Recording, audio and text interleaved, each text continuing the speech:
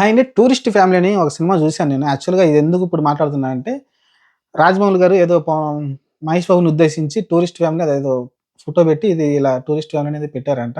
నేను చూడలేదు. దాని గురించి ఒక న్యూస్ అయితే విన్నాను నేను. ఆ ఫోటో నేనైతే గమనించలేదు. కానీ ఇప్పుడు నాకు తెలిసిందేందంటే, 'టూరిస్ట్ ఫ్యామిలీ' నేను యాక్చువల్‌గా రివ్యూ చేద్దాం అనుకున్నా. సినిమా చూసినెమ్మటే రివ్యూ చేద్దాం అనుకున్నా. నేను చేయలేదు.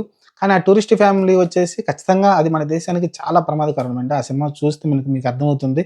అలాంటి వాళ్ళు చాలామంది మన దేశంలో అయితే ఉన్నారు, ఉంటున్నారు, వస్తున్నారు గూడా ఇంకా అలాంటి వాళ్ళు. అలాంటి వాళ్ళనైతే ఖచ్చితంగా ఈ దేశం అంగీకరించడానికి లేదండి. ప్రతి ఒక్కళ్ళు గూడా ఆ సినిమాలో కొంచెం పాజిటివ్‌గా చూపించారు గానీ, దాన్నైతే నేనైతే సమర్థించను. 100% ఆ సినిమాలో ఉన్న క్యారెక్టర్స్ మన దేశంలో ఉండిపోవడం అనేది నేనైతే సమర్థించను. సినిమా ప్లాట్ వచ్చేసి ఏం లేదండి. శ్రీలంక నుంచి పారిపోయి వచ్చిన ఆహ్, వాళ్ళు గూడా ఎందుకంటే శ్రీలంకలో 2 భాషలుంటాయి గదా! తమిళ్ గూడా ఉంటుంది ఒక భాష. అలానే శ్రీలంకకి సంబంధించిన లాంగ్వేజ్ అఫీషియల్ లాంగ్వేజ్ గూడా ఉంటుంది. 2 భాషలు గూడా ఉంటాయి. అయితే వాళ్ళైతే పారిపోయి ఒక తమిళనాడు ప్లేస్‌కొస్తారండి. వచ్చిన తర్వాత ఒక పోలీస్ ఆఫీసర్ వాళ్ళని వదిలేస్తాడు. వాళ్ళు శ్రీలంక అని తెలిసి కూడా వదిలేస్తాడు. అక్కడ ఏదో సంథింగ్ గొడవలు జరుగుతున్నాయి. దాని కారణంగా పారిపోయి వచ్చేస్తారు వాళ్ళొక ఫ్యామిలీ. వచ్చిన వాళ్ళైతే అక్కడ ఆల్రెడీ ఇక్కడ సెటిల్ అయిన ఒక పర్సన్ ఉంటాడు. వాళ్ళ బావ అని పిలుస్తా ఉంటాడు. వాళ్ళ వైఫ్ వాళ్ళ హ్మ్. తమ్ముడనుకుంటా. 'సిమ్రాన్' హీరోయిన్ 'శశికుమార్' అని నాకు చాలా ఫేవరెట్. 'శంభో శివశంభో' మన ఎవరు మన 'రవితేజ' తీసిన సినిమా ఉంది గదా! యాక్చువల్‌గా తమిళ్‌లో అతను ఫస్ట్ తీసిన సినిమా. దాని తర్వాత ఇక్కడైతే రీమేక్ అయితే చేశారు దాన్ని.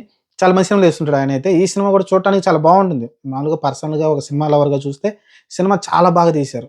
కానీ ఇక్కడ ఒక డైరెక్టర్ చెప్పిన ప్లాట్ ఏదైతే ఉందో అది ఒక చర్చనీయాంశం అండి. అది మనం సమర్థించకూడదు. ఎందుకంటే తమిళనాడు మన శ్రీలంక నుంచొచ్చి తమిళనాడుకొచ్చి సెటిల్ అవుతారు. అక్కడ ఒక జాబ్ చేయాలనుకుంటారు. ఎందుకంటే ఒకడేమో చదువుకుంటాడు పిల్లాడు. ఇంకొకడేమో ఇక్కడున్న ఇండియన్ అమ్మాయిని, తమిళ్ అమ్మాయిని ప్రేమిస్తాడు వాడు. ఆ తర్వాత మీరు చూసుకుంటే వాళ్ళ నాన్నొచ్చేసి సెటిల్ అవుతాడు. ఒక కార్ డ్రైవర్‌గా సెటిల్ అవుతాడు. ఆ కార్ డ్రైవర్‌గా పని చేస్తా ఉంటాడు. వాళ్ళ ఆవిడ హౌస్ వైఫ్‌గా ఉంటుంది. ఇంటి పక్కలందరూ పరిచయం అవుతారు. వాళ్ళు మంచి వ్యక్తులుగా తిరుగుతా ఉంటారు. చాలా మంచి వ్యక్తులుగా ఉంటారు. అలానే మీరు చూసుకుంటే కొన్ని రోజుల తర్వాత వాళ్ళు ఓపెన్ అప్ అయిపోయి చెప్పేస్తారు. ఏమని మేము శ్రీలంక నుంచి పారిపోయి వచ్చామని చెప్పేస్తారు అందరికి.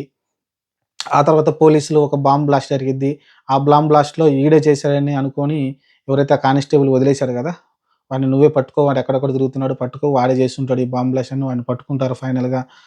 పట్టుకున్న తర్వాత వచ్చి చూసిన తర్వాత ఎవడైతే ఆ కానిస్టేబుల్ ఉన్నాడో అక్కడున్న ప్రజలందరూ గూడా వచ్చి వాడి ఎనకాల నిలబడతారు. నిలబడితే అక్కడికొచ్చి ఆ కాలనీలోకొచ్చి మొత్తం ఎదుగుతారు పోలీసులందరూ ఎదిగితే వీళ్ళు కాదు అని ఆ కానిస్టేబుల్ వాళ్ళని చూసినా సరే వదిలేసిన వాళ్ళని చూసినా సరే కానిస్టేబుల్ అయితే నిజం చెప్పడు. ఇతను కాదనైతే చెప్పేస్తాడు. ఆ తర్వాత అతని ఎనకాల ప్రజలందరూ నిలబడడం గావచ్చు. ఇదేం జరుగుతుందంటే ఖచ్చితంగా అండి మన దేశంలో ఇలా ఆదరించబట్టే మనం ఈరోజు ఈ గతికైతే వచ్చామండి. టెర్రరిస్టులు మన దేశంలో ఉండిపోయారు. ఒక హైదరాబాద్ బ్లాస్ట్ గావచ్చు, లేకుంటే ఒక ముంబై తాజ్ అటాక్ గావచ్చు, లేకుంటే చాలా జరిగినాయి గదా! మన దేశంలో ఇలాంటి దాడులు. ఎందుకంటే ఇలా వచ్చిన వాళ్ళే అండి. అందరూ ఇలా వచ్చిన వాళ్ళే. రేపొద్దున ఏమవుద్దంటే వీడికి రేపొద్దున మన దేశంలోకొచ్చినా సరే మన దేశం మీద ప్రేమ ఉండదు ఈడికి. ఏదో ఒక టైంలో వాడి దేశం మీద ప్రేమ ఉంటుంది. ఉన్నప్పుడు ఏమవుద్ది? వాడు బ్లాస్ట్ అయిపోతారు. దేనికైనా తెగించాలనుకుంటాడు వాడి దేశం కోసం. కాబట్టి అలాంటి సిట్యుయేషన్ అయితే ఏర్పడుతుంది. అందుకని ఇలాంటి వాళ్ళనైతే మనమైతే ఆహ్, సహకరించడానికి ఉండదండి. ఖచ్చితంగా ఆ రోజు ఆ సినిమాలో చూపించినట్టయితే వాళ్ళనంతా ఆహ్వానించి మనం స్వీకరించాల్సిన అవసరం లేదు. మీ పరిసరాల్లో పాకిస్తాన్ నుంచి గాని, బంగ్లాదేశ్ నుంచి గాని ఖచ్చితంగా మీకేమన్నా తెలుసుంటే, వీళ్ళు అక్కడి నుంచే వచ్చి ఇక్కడ సెటిల్ అయ్యారని మీకు తెలుసుంటే ఖచ్చితంగా పోలీసులకి మీ పేరు గూడా బయటకి చెప్పరు. మీ పేరు గూడా మీకు బయటకి చెప్పరండి. జస్ట్ ఒక ఫోన్ కాల్ చేసి సైబర్ క్రైమ్‌కి ఫోన్ చేసి, ఇలా మాకు అనుమానంగా ఉందండి. ఇలా ఒక పాకిస్తాన్‌కి సంబంధించి, లేకుంటే ఒక బంగ్లాదేశ్‌కి సంబంధించి, లేకుంటే ఒక శ్రీలంకకి సంబంధించి, లేకుంటే మన చుట్టుపక్కల దేశాల నుంచి వచ్చి సెటిల్ అయ్యి ఉంటారు గదా! వాళ్ళు. ఈ దేశ పౌరుడుగా బతుకుతా ఉంటారు. మీకు తెలిస్తే చెప్పండి ఖచ్చితంగా. ఎందుకంటే రేపొద్దున వాళ్ళు ఫ్యూచర్‌లో మన దేశానికి మేలు చేయడం కాకుండా చెడైతే చేస్తారండి. దాన్ని మనం సమర్థించడానికి లేదు. కొంచెం జాగ్రత్తగా ఉండండి. ఖచ్చితంగా ఇలాంటిది మీ ముందుకొస్తే ఖచ్చితంగా పోలీసులకైతే ఇన్ఫర్మేషన్ ఇవ్వండి. ఈ సినిమాలో చెప్పిందదే. కాపోతే వాళ్ళు మంచి వ్యక్తులుగా ఉన్నారు గాబట్టి, అక్కడున్న ప్రజలందరూ గూడా వాళ్ళకి సపోర్ట్ చేస్తారు. కానీ అలా సపోర్ట్ చేయగూడదనేదే నా బాధ. ఎందుకంటే, ఇక్కడికొచ్చి ఒక ఇండియన్ అమ్మాయిని ప్రేమించాడోడు, ఇక్కడ ఈ ఇండియన్ సిటిజన్‌షిప్‌గా తీసేసుకున్నాడు. మన దేశం తిండి తింటాడు. మన మన రైతులు పండించిన తిండి తింటాడు. రేపొద్దున మన రైతులను చంపేస్తాడు. మన జవాన్లను చంపేస్తారు ఈళ్ళు. అన్నీ జరుగుతా ఉంటాయి కాబట్టి ఆహ్, ఖచ్చితంగా వాళ్ళని మన దేశంలో అలౌ చేయడం అనేది తప్పండి. వాడు ఎంత మంచివాడన్నా గాని, ఖచ్చితంగా వాడినైతే వాడి దేశానికి రిటర్న్ అయితే పంపించండి. మీకు తెలిసుంటే ఖచ్చితంగా ఇలా చాలామంది ఎంటర్ అవుతున్నారు మన దేశంలోకి. ఎందుకంటే వాళ్ళ దేశంలో తిండి లేకనో, లేకుంటే వాళ్ళ దేశంలో ప్రాబ్లమ్ ఉండా, లేకుంటే వాళ్ళ దేశానికి ఏదైనా మంచి చేయాలని ఇప్పుడు టెర్రరిస్ట్ ఎలాగైతే లోపలికొచ్చి సెటిల్ అవుతున్నారు, మన ఇంటి పక్కనే సెటిల్ అవుతున్నారు. కొంచెం జాగ్రత్తగా ఉండండి. ఈ సినిమా చూసిన తర్వాతైనా జాగ్రత్తగా ఉండండి.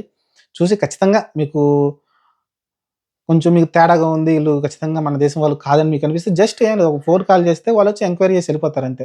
వాళ్ళ తాత ముత్తాతల కాడ నుంచి మొత్తం ఎంక్వైరీ చేస్తారు. తెలిసిపోతుంది. వాళ్ళు నిజంగా ఇండియన్స్ అనేసి అనుకో ఉంటారు. No problem. కాబట్టి మీ పేరు గూడా ఏం చెప్పరు. పోలీసులకి ఒకవేళ మీరు ఇన్ఫర్మేషన్ ఇస్తే పోలీసులేమి మీ పేరైతే చెప్పరు. జస్ట్ వాళ్ళొచ్చి ఎంక్వైరీ చేసిపోతారు. నిజంగానే వాళ్ళు ఇండియన్సా? లేకుంటే వేరే దేశం నుంచి వచ్చారనేది ఎంక్వైరీ చేస్తారు. మీకు డౌట్ ఉంటే. ఇదండి.